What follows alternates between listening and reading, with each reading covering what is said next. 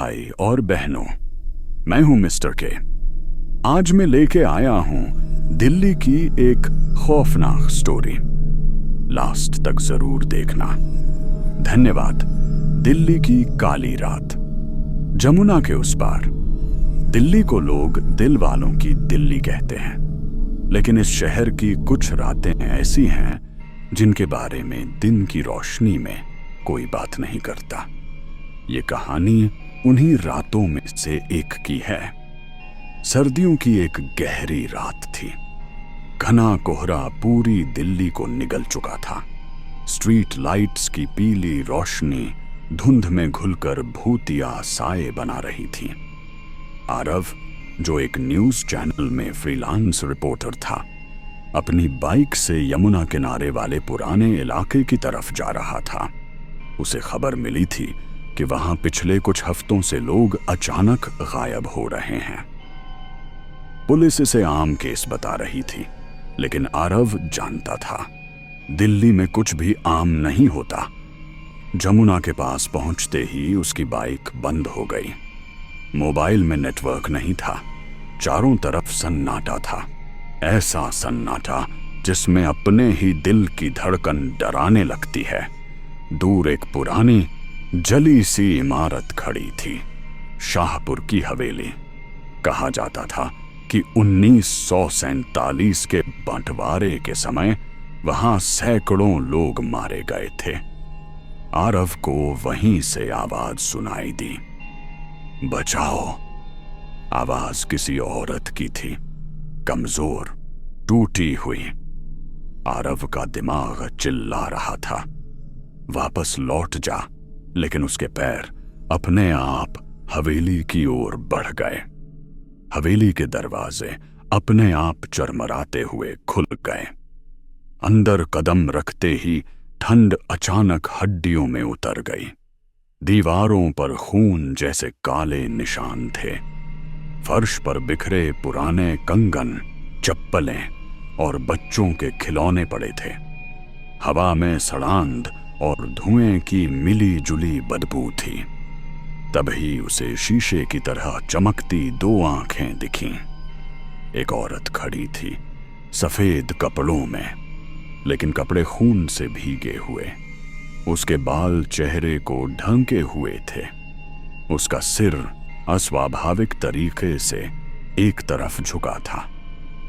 तुम देर से आए, उसने धीमी आवाज में कहा। आरव पीछे हटने लगा। उसका गला सूख चुका था। आप कौन हैं? वह बमुश्किल बोल पाया। औरत ने अपने बाल हटाए। उसका चेहरा झल्ला हुआ था, आंखों से खून बह रहा था। मैं दिल्ली हूं, वह बोली। मैं वो हूं जिसे लोगों ने जला दिया, काट दिया, भुला दिया। अचानक हवेली के दरवाजे जोर से बंद हो गए। दीवारों से चीखें आने लगीं, हजारों लोगों की चीखें।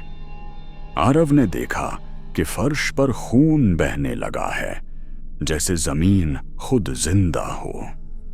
उसके सामने दृश्य बदलने लगे। 1947। आग, लाशें, औरतों की चीखें, बच्चों की सिसकियां। आरव देख रहा था, लेकिन वो सिर्फ देख नहीं रहा था, वो सब महसूस कर रहा था। तलवार की धार, आग की लपटें, औरतों की टूटती सांसें। वो औरत फिर बोली, जो दिल्ली भूल गई वो दिल्ली भूलती नहीं। आरव चिल्लाया, बस करो, मुझे छोड़ दो। औरत मुस्कुराई। उसकी मुस्कान में इंसानियत नहीं थी। तुम यहां सच्चाई ढूंढने आए थे, उसने कहा। अब तुम ही सच्चाई बनोगे। अचानक आरव को लगा जैसे किसी ने उसका गला पकड़ लिया हो। उसकी सांस रुकने लगी। उसकी आंखों के सामने अंधेरा छाने लगा।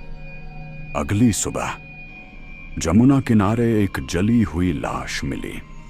चेहरा पहचान में नहीं आ रहा था। पुलिस ने केस को एक्सीडेंट बता दिया, लेकिन पास के स्लम में रहने वाले बूढ़े लोग एक बात कह रहे थे। रात में हवेली से फिर आवाजें आ रही हैं। और उसी रात एक न्यूज़ चैनल के ऑफिस में कंप्यूटर अपने आप ऑन हुआ। स्क्रीन पर एक वीडियो चला। आरव था, उसकी आंखें काली थीं, पीछे वही हवेली थी। वो बोला, दिल्ली की कुछ कहानियां कभी दफन नहीं होती। अगर तुम ये देख रहे हो तो अब अगली बारी तुम्हारी है। और स्क्रीन काली हो गई।